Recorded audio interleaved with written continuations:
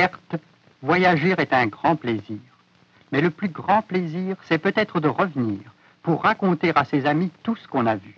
C'est pourquoi les premiers hommes qui se déplacèrent d'une contrée à l'autre, il y a de cela bien longtemps, faisaient de petits croquis pour indiquer à leurs amis le chemin qu'ils avaient suivi. On ne voyageait pas bien loin alors, mais de nos jours, vous le savez bien, on fait le tour du monde, et il devient très difficile de tracer une carte exacte de nos voyages, et surtout parce que nous dessinons à plat, alors que la Terre est toute ronde. Ronde comme, tenez, comme ce pamplemousse. Seulement, comment aplatir cette boule? Avec un rouleau à pâtisserie? Essayons. Ce fruit est vide, et le jus ne risque pas de gicler dans les yeux.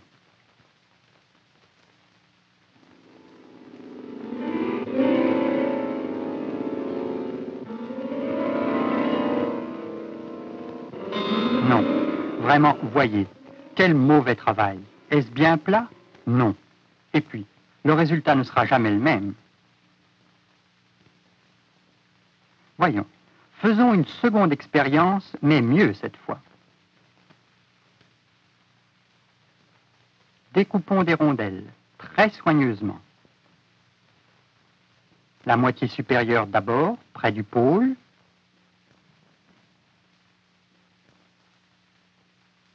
Puis, près de l'équateur.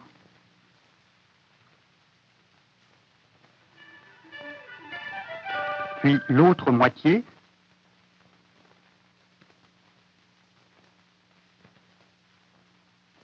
jusqu'au pôle sud.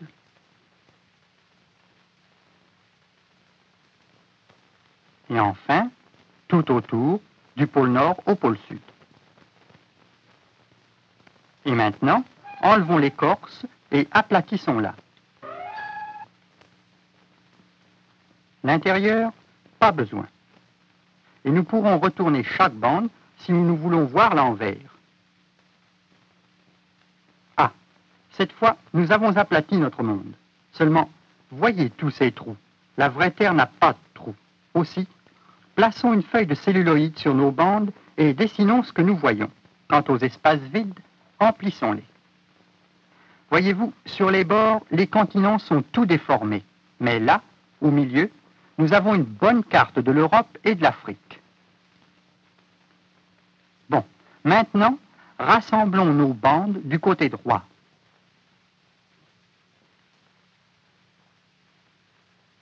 Replaçons le celluloïd et dessinons.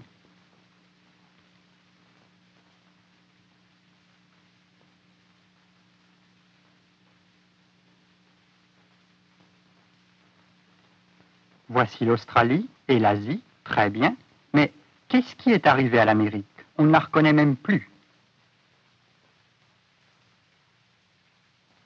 Et si nous redonnons sa vraie physionomie à l'Amérique, voyez, comme ceci, c'est le reste du monde qui se déforme. Cette fois encore, une partie seulement de notre carte est bonne et tout le reste est mauvais.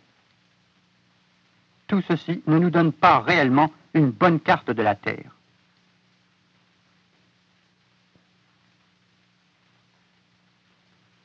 Aussi, nous allons recommencer, mais cette fois avec, tiens, avec un navet. Pourquoi pas? Le navet, lui aussi, est rond comme la Terre.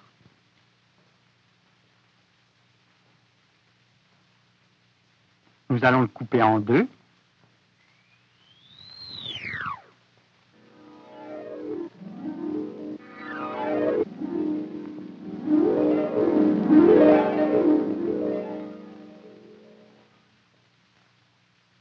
Comme ça, au moins, nous pourrons voir des deux côtés à la fois.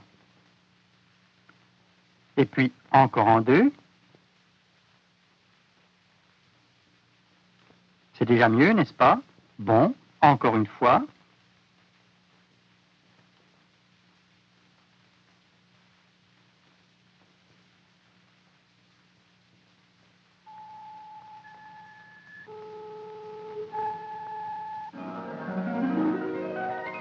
C'est déjà beaucoup plus plat, donc, encore une fois.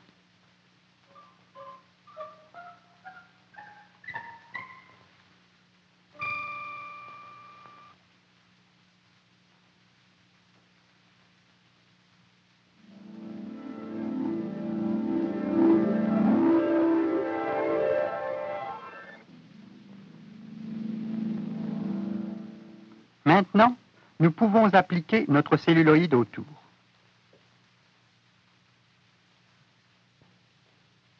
Et puis, un peu de peinture, un bon pinceau, et reproduisons ce que nous voyons. Commençons avec l'Amérique du Nord.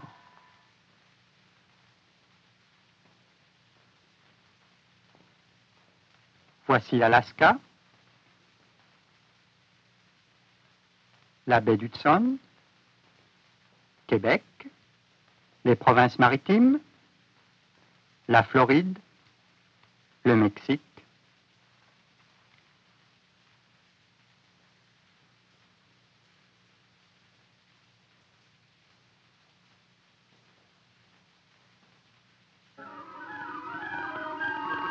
Puis l'Europe, l'Espagne, la France, le Danemark, la Scandinavie.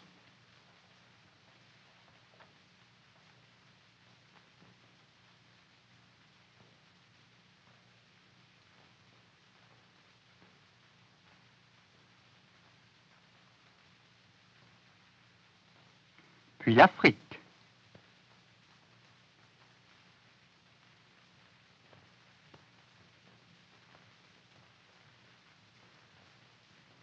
Madagascar, les îles Aléoutiennes, et enfin l'Asie,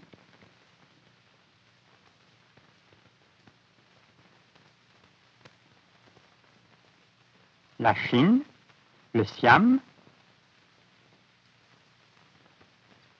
la Nouvelle-Guinée, l'Australie.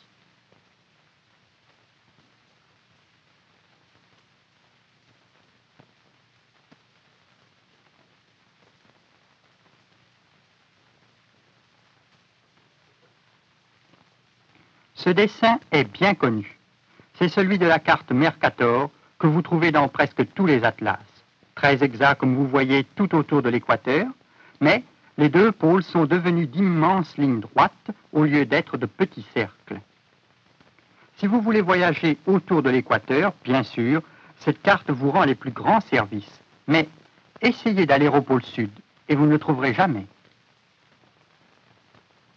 Ou de piloter un avion au-dessus du pôle Nord avec une carte comme celle-ci, et vous êtes perdu.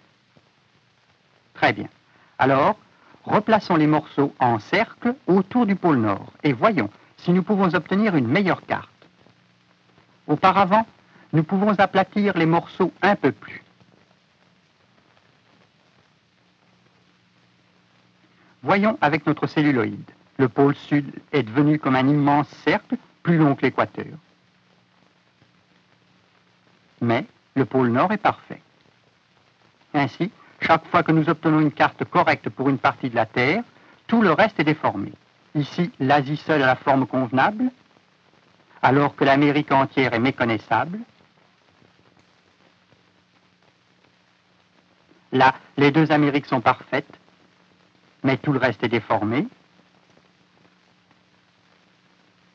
Voici l'équateur, comme il doit être, mais les deux pôles sont étirés en longues lignes droites. Et voilà une image correcte du pôle Nord, mais le pôle Sud est devenu un grand cercle. En fait, il est impossible de reproduire la Terre entière correctement sur une seule carte. Nous ne pouvons donner une image fidèle que d'une part à la fois.